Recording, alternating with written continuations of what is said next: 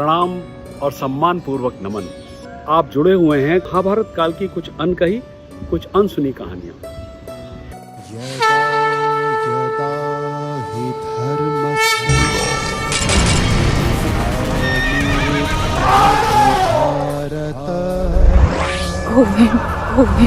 अभ्युत्थानम् अधर्मस्य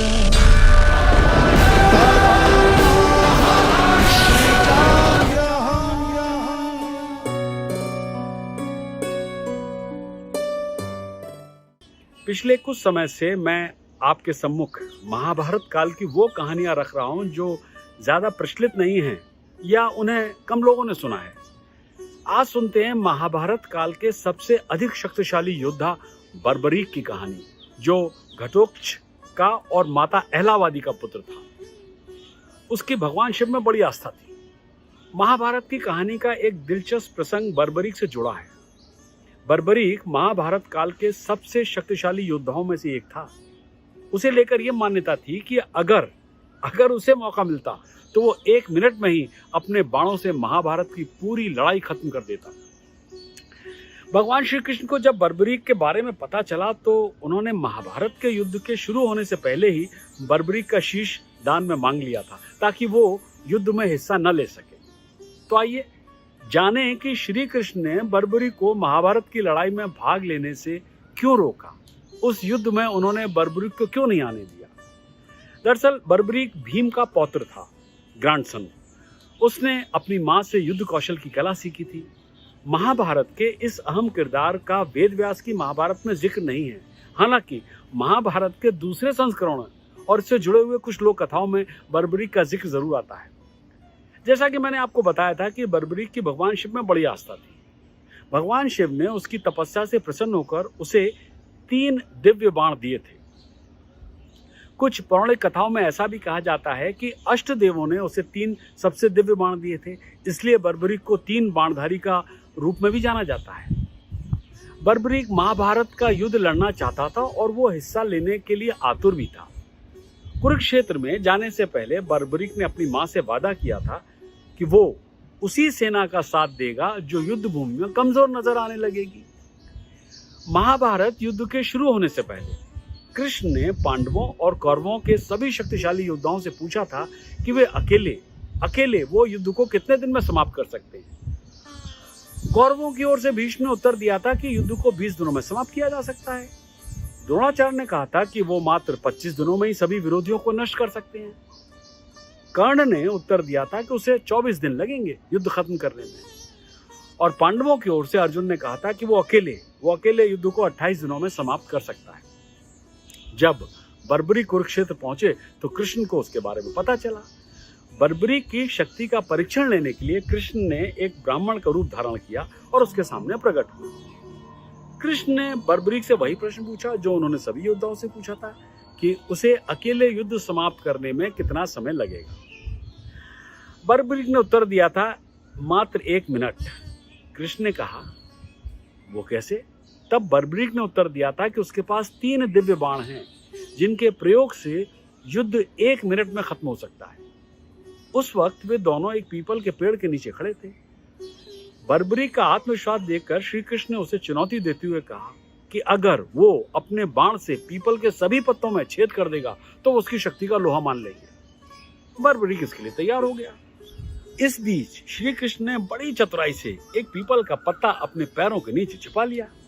बर्बरीक ने बाण चलाया और पीपल के सभी पत्तों को सफलतापूर्वक भेदते हुए वो बाण ब्राह्मण रूपी श्री कृष्ण के पैरों के चारों ओर घूमने लगा। श्री कृष्ण ने जब इस बारे में पूछा तो बर्बरीक ने कहा कि जरूर कृष्ण के पैर के नीचे कोई पत्ता है जिस वजह से बाण वहां घूम रहा है। लेकिन एक अन्य कहानी के अनुसार तीर कृष्ण के उस पैर में छिद्र कर देता है जिसके नीचे कृष्ण पत्ते को छुपाते हैं। इससे उनके पैर में एक कमजोर स्थान बन जाता है। इस घटना से पहले कृष्ण को दुर्वासा ऋषि से वरदान मिला था कि उनका पूरा शरीर सिर्फ उनके पैरों को छोड़कर सभी हथियारों से प्रतिरक्षित है। बाद में मौसाला पर्व में सारा नाम का एक शिकारी कृष्ण के पैरों पर बाणों से प्रहार करता है, ये समझकर कि वो हिरण का पैर है। इससे कृष्ण की मृत्यु हो जाती है क्योंकि उनका पैर ही उनका एकमात्र कमजोर स्थान था और हथियारों से भी सुरक्षित नहीं था। इस प्रकार बर्बरीक का बाण भगवान कृष्ण की मृत्यु में महत्वपूर्ण भूमिका निभाता है। एनीवे, आप देख रहे हैं और सुन रहे हैं कहानी बर्बरीक की, तो हम लोग वापस जाते हैं। बर्बरीक की शक्ति का परीक्षण कर ब्राह्मण बने श्री कृष्ण उसे परख चुके थे। ऐसे में उन्होंने बर्बरीक से पूछा कि वो युद्ध में किसका साथ देगा, कौरवों का या पांडवों का। इस प्रश्न पर बर्बरीक ने वही उत्तर दिया जो अपनी मां से वो वादा करके आया था। उसने कहा कि युद्ध के दौरान जो सेना भी कमजोर पड़ेगी वो उसका साथ देगा। यह सुनकर ब्राह्मण बने श्री कृष्ण ने बर्बरीक को समझाया कि ऐसे तो युद्ध कभी समाप्ति नहीं होगा। साथ ही साथ उन्होंने ये भी कहा कि अगर वो पांडवों की ओर से युद्ध करेगा तो कौरव कमजोर हो जाएंगे, और अगर वो कौरव की ओर से युद्ध करेगा तो पांडव कमजोर हो जाएंगे। इस तरह वो पांडव और कौरवों के बीच दोलन ही करता रहेगा, इधर से उधर उधर से इधर, और दोनों तरफ की सेनाओं को नष्ट कर देगा। कोई भी पक्ष विजयी नहीं होगा और बर्बरीक ही युद्ध का एकमात्र उत्तरजीवी होगा, वही जीवित बचेगा। बहरहाल, इस संवाद के बाद ब्राह्मण रूपी कृष्ण ने बर्बरीक से दान मांगा। बर्बरीक ने वादा किया कि कुछ भी मांगने पर वो जरूर देगा।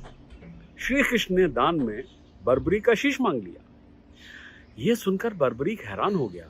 उसे शक हुआ और फिर उसने ब्राह्मण रूपी श्री कृष्ण से उनकी असली पहचान के बारे में पूछा। बर्बरीक के अनुरोध पर श्री कृष्ण ने अपने विराट रूप बर्बरीक को दिखाया। यह माना जाता है कि श्री कृष्ण का विराट रूप के दर्शन अर्जुन के अतिरिक्त सिर्फ बर्बरीक को ही हुए थे।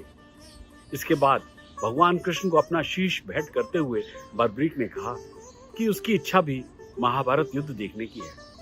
श्री कृष्ण सहमत हो गए और उन्होंने उसका कटा हुआ शीश एक पहाड़ की ऊंची चोटी पर रख दिया, जहां से वो पूरा युद्ध देख सकता था।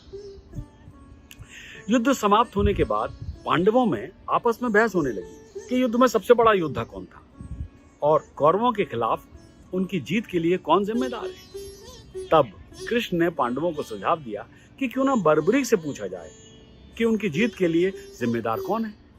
आखिर उसके कटे हुए शीश ने पूरा युद्ध जो देखा था वही न्याय करने के लिए उपयुक्त रहेगा।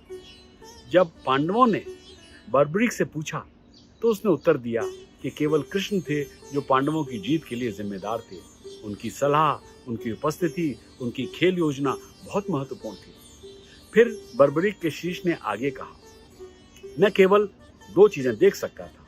एक, दिव्य चक्र जो युद्ध के मैदान के चारों ओर घूमता हुआ उन सभी का विनाश कर रहा था जो धर्म के पक्ष में नहीं थे, और दूसरी थी देवी महाकाली जिन्होंने युद्ध के मैदान में अपनी जीभ फैला दी और उन सभी पापियों को भस्म कर दिया।